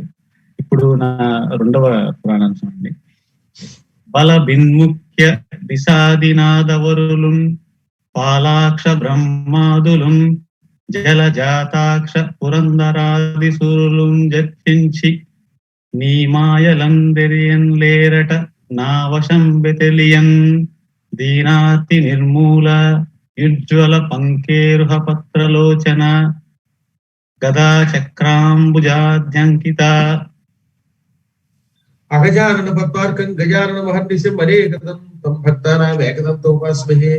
నిజంగా శ్రీ వైష్ణవం ఆయన ఎవరు తెలుసుకోగలరు? నారాయణ. బలభిత్తు అంటే బలుడు అనే రాక్షసుడిని చంపిన ఇంద్రుడు, బ్రహ్మ, విష్ణువు, ఇటువంటి వాళ్ళు కూడా నీ మాయని గ్రహించలేరట. అంత గొప్పది నీ వైష్ణవ మాయ. నీ వైష్ణవ మాయలో పడని వాళ్ళు ఎవరు లేరు, నీ మాయకు లొంగని వాళ్ళు లేరు. అటువంటి మాయలో సామాన్యుడిని నేను పడకుండా ఉంటారా? నీ మహామాయని నేను ఏమాత్రం తెలుసుకోలేను. శంఖచక్ర గదాపద్మములు ధరించిన మహానుభవ నారాయణ వాసుదేవ అని అద్భుతంగా స్తోత్రం చేశారు ఇంద్రుడు. దీన్ని బట్టి ఏం తెలుస్తుంది? ఈ భూమి మీద పుట్టిన ప్రతి వ్యక్తి ఎప్పుడో ఒకప్పుడు మాయలో పడక తప్పదు. అందున వైష్ణవ మాయని ఎవరు జయించలేవు. ఆ మాయలోంచి బయటపడాలంటే మళ్ళీ ఆ విష్ణు పాదాలనే పట్టుకోవాలి. ఆ మహామాయ వల్లే ప్రస్తుతానికి నాకు జలుబు, కాస్తంత గొంతుకు ఇబ్బంది కలిగాయి. ఈ మాయలోంచి బయట పారవేసి నాకు తిరిగి పూర్ణ ఆరోగ్యాన్ని ప్రసాదించమని ఆ నారాయణుడి పాదపద్మాలను భక్తితో వేడుకుంటున్నాను. స్వస్తి. ధన్యవాదాలు గురువు గారు, చక్కగా వివరించారు. విజయవంతంగా రెండో ఆవృతం కూడా పూర్తయింది. బల్లికి లేని గొప్ప బలవంతుడవైనను నీకు దక్కునే తల్లికి సాటి దైవమి కథారుని లేదను వార్త విందుమే పల్లియ తల్లి అన్న జనవాక్యము వీనులయందు పెట్టుమా పల్లియ వీడి ఏటికెక పట్టణమంచును పల్లియ వీడి ఏటికెక పట్టణమంచును పల్లియ వీడి ఏటికెక పట్టణమంచును పోదువో వ్యసం పల్లియ వీడి ఏటికెక పట్టణమంచును పోదువో వ్యసన్ పల్లియ వీడి ఏటికిక పట్టణమంచును పోదువో వ్యసన్. ఆ ధృతం ఉండడం వల్ల పల్లికి లేని గొప్ప పల్లికి లేని గొప్ప బలవంతుడవైనను నీకు దక్కునే. ధృతం ఉండడం వల్ల పల్లి కాస్త బల్లి అయిందనమాట. పల్లికి లేని గొప్ప బలవంతుడవైనను నీకు దక్కునే. వర్పించాడా ఈ ప్రపంచంలో అన్నిటికంటే గొప్పది పల్లి. ఆ పల్లికి లేని గొప్ప ఎంత బలవంతుడు అయినా నీకు దక్కుతుందా పట్టణం పెడితే. కాబట్టి పట్టణాలకు పోకుండా హాయిగా పల్లెటూళ్ళలో పడి ఉండండి. పల్లియ వీడి ఏటికిక పట్టణమంచును పోదువో వ్యసన్ పల్లికి లేని గొప్ప బలవంతుడవైనను నీకు దక్కునే. ధృతం ఉండడం వల్ల పల్లి కాస్త బల్లి అయిందన్నమాట. అద్భుతంగా వివరించారు గురువు గారు, చాలా అద్భుతంగా.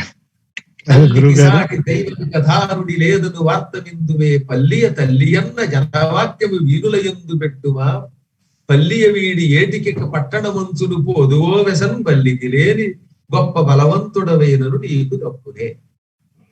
ఇక్కడ సమస్య బాగా అర్థమైందని కూడా అనుకుంటాను. ఈ ప్రపంచంలో పల్లికి సాటి దైవం లేదు. తల్లి పల్లి వంటిది, పల్లి తల్లి వంటిది. అటువంటి పల్లి గొప్పదనే జనవాక్యం చెవుల్లో పెట్టుకో. ఆ పల్లిని విడిచిపెట్టి పట్టణం అని ఎందుకు పోతావురా వేగంగా? ఆ పల్లికి లేని గొప్ప ఎంత బలవంతుడు పోయినా నీకు ఆ పట్టణంలో ఏమొస్తుంది? పల్లెల్లో ఉంటేనే గొప్పతనం ఏదైనా. అందరూ పట్టణాలకి ఎగబాకండి అనో సందేశంగా ఈ సమస్య బాగా ఉపయోగపడింది. అందుకే విజయ సమస్య. పట్టణానికి వెళ్ళినందుకే ఇంత వాత పెట్టారు. మరి మేము విదేశాలకు వచ్చున్నాం. విదేశాలు బట్టే మా పట్టణాలు బాగుంటాయి బాబు. మీరు అడుగుతున్నారు దేశం యొక్క బరువు నిజంగా వెళ్ళబడదు. చాలా సార్లు అన్నారు మెరికలు అంతా అక్కడికి వెళుతున్నారు. వీళ్ళ వల్ల విదేశాల్లో కూడా మన కీర్తి నిలబడుతుంది. బ్రిటిష్ వాడు చేసిన పని అదే. ఆ రోజుల్లో అక్కడ వాళ్ళ గొప్ప వాళ్ళంతా అన్ని చోట్లకి పోయారు. వాడు క్రూరులు, మీరు అలా కదా అక్రూరులు. మీరంతా అక్కడికి వెళ్ళబట్టి మన దేశం గొప్పతనం పెడుతుంది, మన ఆలయాలు నిలబడుతున్నాయి. అసలు మాబోటి వాళ్ళు కాదు ప్రపంచం అంతా తిరిగి మన ధర్మాన్ని నిలబెడుతున్నామంటే మీరే మూలకారకులు. కాబట్టి తప్పక మీరంతా మూల స్తంభాలుగా ఉండి మన ధర్మాన్ని నిలబెట్టాలి. రైతు ముక్కొండలైనను పూతి చేయు పరముచే నేతయ్య సిపాయి అనగా జన కుశస్థలి జనులకు కుశమును కూర్చేటటువంటి కుశము అంటే శుభం. జన కుశస్థలి లేదా కుశ అనే శబ్దములకు దర్భ అని కూడా అర్థం. దర్భ పవిత్రం. మన జనులు దర్భల వలె పవిత్రులు అవుతారు. అటువంటి జనులను ఒక పవిత్ర స్థలంగా మార్చి జన కుశస్థలి చేసే శ్రీ శాస్త్రివరుడు లాల్ బహదూర్ శాస్త్రి గారు జన కుశస్థలి చేసే శ్రీ శాస్త్రివరుడు. జన కుశస్థలి చేసే శ్రీ శాస్త్రివరుడు. జన కుశస్థలి అంటే రెండు అర్థాలండి. ద్వారకా నగరం. ద్వారకంటే లాల్ బహదూర్ శాస్త్రి చాలా ఇష్టం. కాశీ తర్వాత మళ్ళీ ద్వారకంటే చాలా ఇష్టం అట. అది జన కుశస్థలి చేసే శ్రీ శాస్త్రివరుడు. వాని పద సరోజాతంబు పట్టవలయు. వాని పద సరోజాతంబు పట్టవలయు. శాస్త్రి గారి యొక్క పద సరోజాతాన్ని పట్టుకోవాలి ఈ రోజున. వాని పద సరోజాతంలో రోజా ఉందండి. వాని పాద పద్మములను పట్టుకోవాలి. వాని పద సరోజాతంబు పట్టవలయు. బాగా సెలవిచ్చారు. రైతు ముక్కొండలైనను పూర్తి చేయు పరముచే నేతయ్య సిపాయి అనగా జన కుశస్థలి చేసి శ్రీ శాస్త్రివరుడు. వాని పద సరోజాతంబు పట్టవలయు. అక్కడికి దత్తపది కూడా పూర్తయింది. అద్భుతంగా సెలవిచ్చారు. గురుగారు నేనిప్పుడసగబోయద మునకును నేనిప్పుడసగబోయద మోక్షం బొనకుంబోయద. మోక్షం బొనకుంబోయద. మునులకు ఆఖరిగాడు మోక్షం బొనకుంబోయద మునులకు. మునులకు మునులకు మునులకు మునులకు లేక ఋషులకు మునులకు అందాం. మునులకు జనహితము తపస్సు కాదే, జనహితము తపస్సు కాదే, సార విచార. అది మీకే చెప్పాడు ఆఖరి, మీరు అడిగారు కనుక. మీరు సార విచారులు కనుక. జనులకు జనహితము తపస్సు కాదే, మునులకు జనహితము తపస్సు కాదే, సార విచార. సారమును గురించి ఆలోచించే మహాత్మా గురులకు నిజమైన తపస్సు ఏంటంటే జనహితమే. జనహితమే తపస్సు. అద్భుతంగా సెలవిచ్చారు. తనువిధి పరోపకారం, తనువిధి పరోపకారం మునకును నేనిప్పుడసగబోయద, మోక్షం మునకుపోయద, మునులకు జనహితము తపస్సు కాని సార విచార. నిషిద్ధాక్షరండి. గురుగారు చిన్న సందేహం అండి. మొన్న వినాయక చవితి అందరూ బాగా చేసుకున్నాం. ఆ సందర్భంగా చిన్న ధర్మ సందేహం వచ్చిందన్నమాట. అంటే మా పాలకుల్లో ఉన్నప్పుడైతే ఇది లేదు, కానీ హైదరాబాద్ వచ్చాక అందరూ గణపతి బప్ప మోడీ అన్న మొదలెట్టారు. అంటే కొత్తలో నాకు తెలియలేదు. అంటే మోర్ అంటే నెమలు కదా, నెమళ్ళు అంటున్నారేంటి? నెమలు అంటే మళ్ళీ మన మూషికి వారికి మనోభావాలు దెబ్బతింటాయేమో.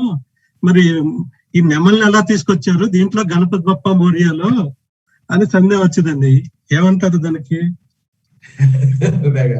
కొన్ని కాసేపు నెమల్ని తీసుకొస్తే దానికి ఒక కారణం ఉంది. గణపతికి మెడలో నాగయజ్ఞోపేతం ఉంటుంది. సర్పమే, పామే ఆయనకి యజ్ఞోపేతం తెలుసు కదా. అలాగే పొట్ట చుట్టూ కూడా ఒక సర్పం వడ్డాణంలో ఉంటుంది. ఆయన లోకానికి ఒకటి చెప్పాలనుకున్నట్ట, పావు కనపడితే మన వాళ్ళు నూడిల్స్ తింటారు చూసారా సాయంత్రం, ఆ నూడిల్స్ తిన్నట్టుగా తినేస్తుంది నెమలి. అటువంటి నెమలి మా సోదరుడికి వాహనం. మా సోదరుడి వాహనం నా మెడలో ఉన్న యజ్ఞోపేతం. ఈ రెండు కలిసిమెలిసి ఉన్నట్టుగా హిందువులంతా కలిసి ఉండడం ఇలా మీరు పార్టీలను కొట్టుకుని ఆ తురకాళ్ళని వాళ్ళని బాగా బాగు చూస్తారు, ఆ కిరస్థానం వాళ్ళని అని చెప్పడం కోసం గణపతి పప్ప మోరి అన్నాడు. అంటే ఇప్పుడు మనం పప్ప అంటే పావు అనుకోవాలి. పావు ఈ నెమలి కలిసి ఉన్నట్టుగా ఈ గణపతి దగ్గర మీరు కలిసి ఉండండి అని కొత్త భాష చెప్పు. అసలు నిజంగా మన హిందువులు తలుచుకుంటే ప్రపంచాన్ని ఎప్పుడో జయించేవారు. దురదృష్టం ఈ ఐకమత్య వేడలో ఉండడం లేదు. మీ వల్ల అయినా సరే భవిష్యత్తులో అందరిలో కూడా ఐకమత్యం రావాలని కోరుతుంది. ఏమండి? మాపతి ఎల్కంగొట్టం భూపుల్ సాలం తటుల్ క్షుపుల్ ఓరే వే. కా నిషిద్ధం అండి. కోపంలో కా. లా ప్రాసద మీద పా లాపా లాపా. చెప్పండి మీరు. ర దా నిషిద్ధం అండి. దా అమ్మా మై పారమై. పారమై పై పై పైనలో పై. మకారైకరములు మై అన్నమాట. మై జత్వం కూడా లాపారమ్మై రమ్మై. వా నిషిద్ధం అండి. యకారకారములు యా. రా రఘు. బి కింద ధి యబ్ధి. యబ్ధి. యకారకారములు యా. ఇప్పుడు ఆ చివరక్షణ పడుతుందాం. బేలాపారమై యబ్ధియ. రాముడు బాణం ఎక్కువ పెడితే బేల అంటే చెలియలి కట్టని కూడా దాటి బయటకు వచ్చి ఉప్పొంగిపోవలసినటువంటి సముద్రుడు మామూలుగా అయితే అంతాకు ఉప్పొంగుతున్నట్ట. అబ్ధి కూడా ఏమైపోయాడు? ఒక్క దెబ్బకి ఆగిపోయాడు. భూపుల్ సాలం తటుల్ క్షుపుల్ ఓరే. సముద్రుడు కూడా అలాగే వేలాపారం వై అబ్ధియ. వేలాపారం సాధారణంగా వేలని దాటి పొరపాటు కూడా సముద్రుడు రాలేడు. అటువంటి సముద్రుడు ఆ ఒక్క పూట పొంగేట అక్కడ కావాలని రాముడు వచ్చేసరికి. అటువంటి వాడే పోలేదా, వెనక్కి పోలేదా, రాక్షసులతో పాటు వెనక్కిపోయాడు రాముడు కోపగిస్తే. అందుకే వే అక్కడ అంటే పెట్టుకున్నాం. వేలాపారం వై అబ్ధియ. వేగమే అన్నారు కదా అని అక్కడ ఆపేసుకున్నాను. చూస్తున్నాను లాపా ఏంటా అని. అందుకే వేల అపారం అవడం అంటే విశాలమైన చెలియలు కట్ట రాముడు అయిపోయాడని ఒక అర్థం. అయితే అబ్ధికి రాముడు విశాలమైన ఒక చెలియలి కట్టగా మారిపోయాడు. రాముడే చెలియలి కట్ట అయిపోయాడు ఒక అర్థం. వేలాపారం పై అబ్ధి. ఇంకొక అక్షరం అయిపోయిందండి. అక్కడికి ఆ పాదం అయిపోయింది. 4వ పాదం లాపారమ్మై అబ్దియ. వేలాపారమ్మై అబ్దియ యా కదా. Okay right. 4వ పదం నిషిద్ధం లేదన్నారు కానీ 4వ పదం కానిచ్చేసాను. శ్రీపాదము పట్టుకొని శ్రీపాదము పట్టే చేరి పట్టే శ్రీపాదము పట్టె చేరి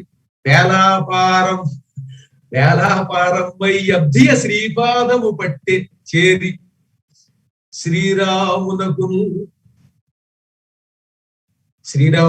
చేరి ఆయన శ్రీపాదం పట్టుకున్నాడు. అబ్ది అంతటి వాడు పట్టుకున్నాడు, సముద్రాన్ని భయపెట్టివాడు. శ్రీపాదము పట్టె చేరి శ్రీరామునకు వేలాపారమ్మై అబ్దియ శ్రీపాదము పట్టె చేరి శ్రీరామునకు. ఇప్పుడు రాముడు రాక్షసుని కొట్టాడు, తర్వాత వాళ్ళు చేస్తారు. జనరల్ రాసేటప్పుడు మన తెలుగులో తప్పు రాస్తున్నారేమో నాకు అనిపిస్తుందండి. ఎందుకంటే ఎవరైనా పోయినప్పుడు ఆయన కన్ను మూసాడు అంటారు. అంటే ఒక కన్ను మూసి ఎవరు పోవడం కదా సార్, ఇది కన్నులు మూసాడు అని రాయాలి కదా సార్.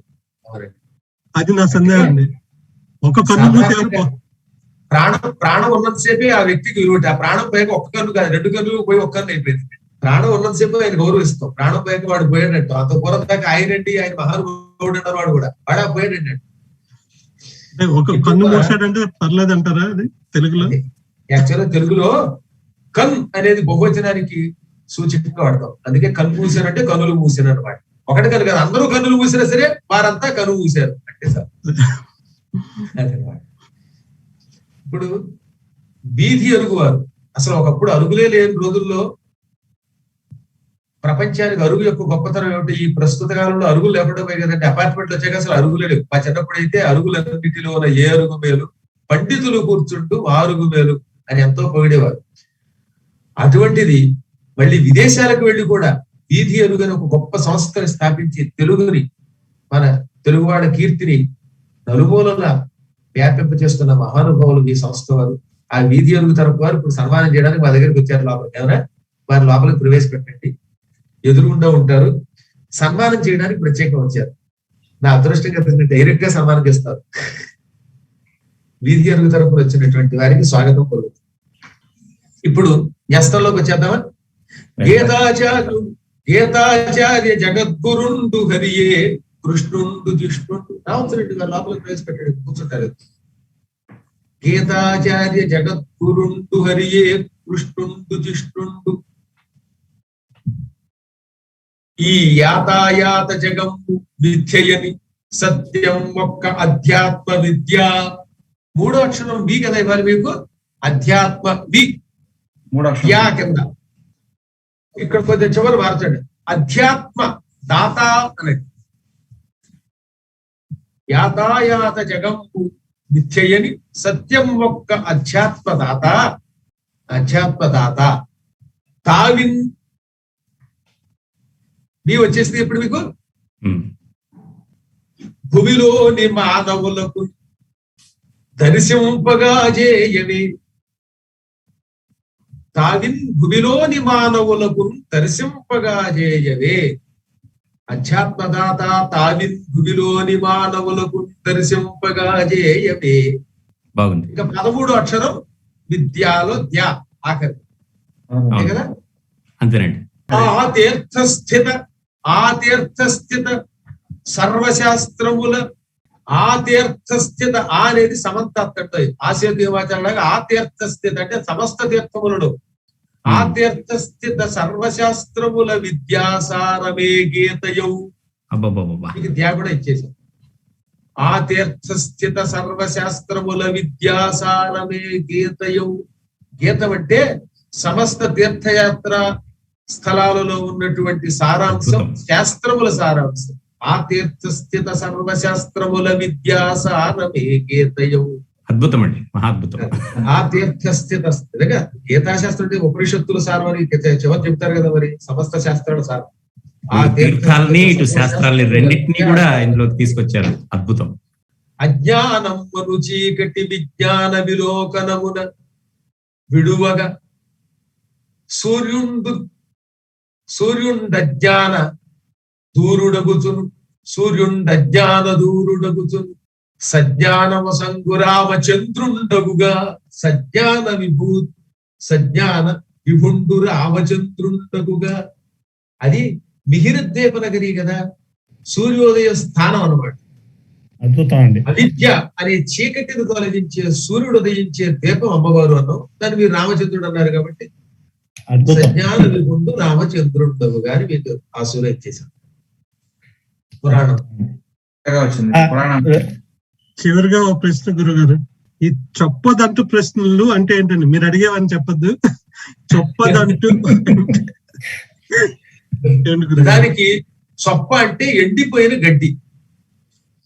పూర్వం ఏంటంటే గడ్డిని ఇలా ముక్కలు కింద కోసి పశువులకు పెట్టేవారు.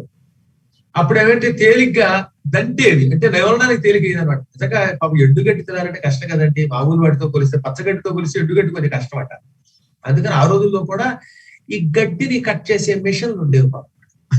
దాంతో గడ్డి ఇచ్చేవారు అనమాట. చొప్పదంటు ప్రశ్నలు అంటే గడ్డి ముక్కలు చేసి నోట్లో పెట్టినట్టుగా ఏమిటై ప్రశ్నలు అడిగేవారు అనమాట. బహుశా గడ్డి ఎవరో ఒక నోట్లో పెట్టుకుని దాని రుచి చూసి ఉంటాడు, ఆ ప్రశ్న అన్నాడు. ఈ చక్కని అప్రస్తుతం నాకు చొప్పదంటే ఎందుకు అవుతుంది, ఇదో చొప్పాలేదు చప్పాలేదు, తీయగా ఉంటాయి. ఈసారి ఇంగ్లాండ్ వచ్చినప్పుడు కొంచెం మంచి స్వీట్ ఆవు నేతితో చేసినటువంటి పాయసం పెట్టాల్సి ఉంటుంది. నాకు ఆయాసం కాదు. తప్పకుండా, ధన్యవాదాలు గురు. ఇందులో ఎవరికైనా లోపల షుగర్ ఫ్యాక్టరీ ఉంటే మాత్రం వాళ్ళు మాత్రం ఆ రోజు గొలవబెట్టారు. ఏమిటంటే ఎక్కడికి వెళ్ళారు, పాయసంలో తీపి సరిగ్గా ఉండడం లేదు, ఏమన్నట్టు అదేదో షుగర్ వాళ్ళ కోసం స్పెషల్ గా చేస్తారు. అలాంటి వాళ్ళకి అసలు పాయసం తీసుకోవాలి. మరి పురాణం వైకుంఠాంగద హేమ మాతతవల ద్వాతాసన కృష్ట రేఖాకారంబుల జుట్టునంటి మొలనూలై మేటి యొడ్డాణమై శ్రీకార ప్రభఘంటి అయి శిఖరి రాట్సింహోల్లస పట్టమై ఈ కొండ గనగొంటె మాయదిపుడు హేరాళ పుంగాంతులన్.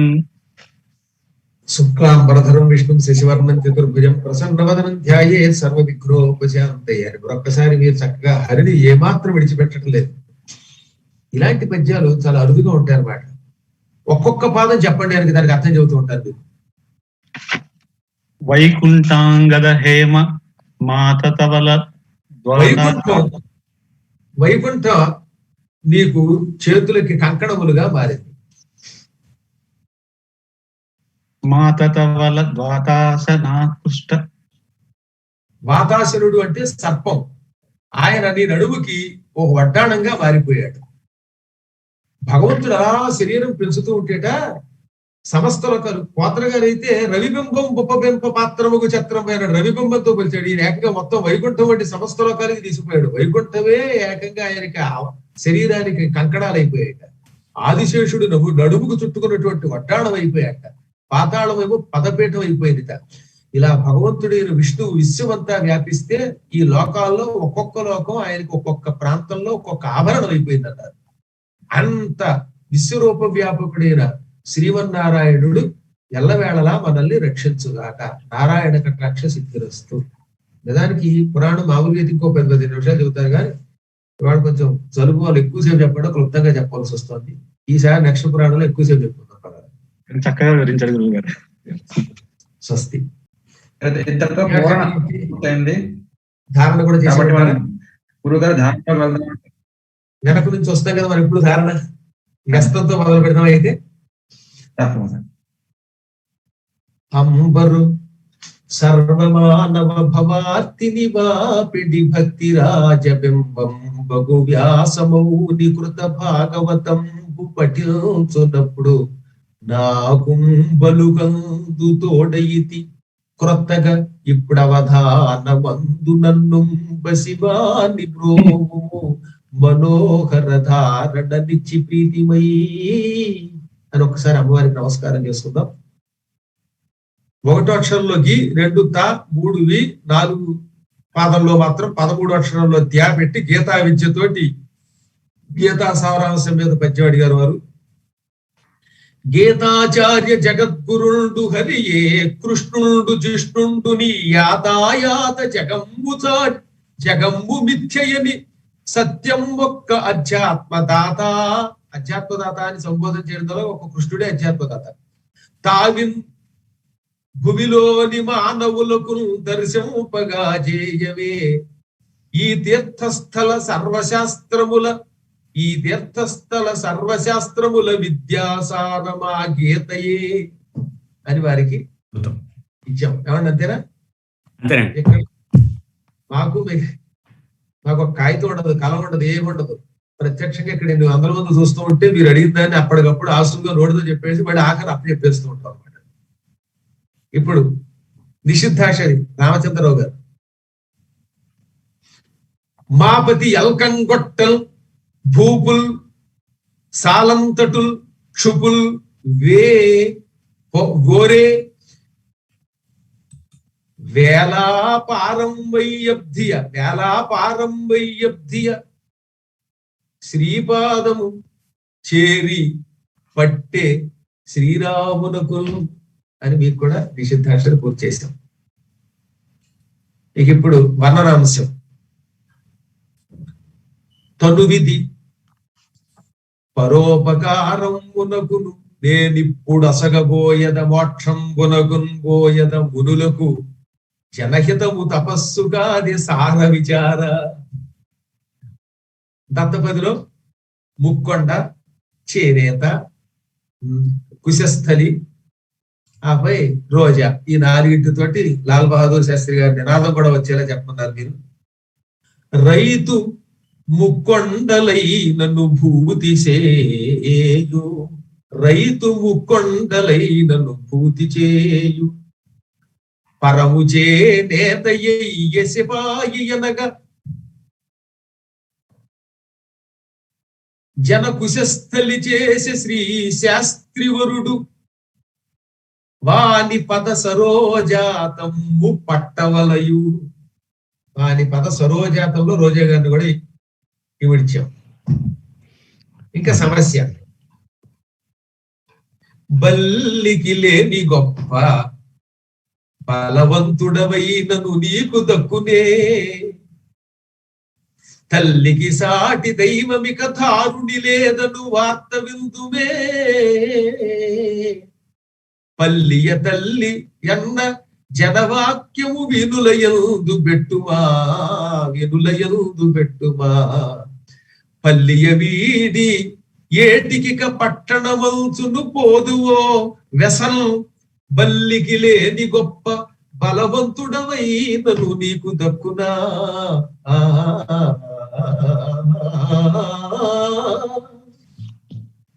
గురుగారు ఈ పద్యం ద్వారా నా ధారణ కూడా గుర్తిందండి. గొంతు కూడా కొంచెం ఆ మాత్రం సహకరించేసింది. అవునా? ఈ పద్యం ద్వారా మీరు పూరణే కాకుండా పూరణ మాత్రమే కాకుండా ప్రేరణ కూడా కల్పించారు అందరికీ. ఇంతటితో పూర్ణ ధారణ 2 పూర్తయ్యాయండి.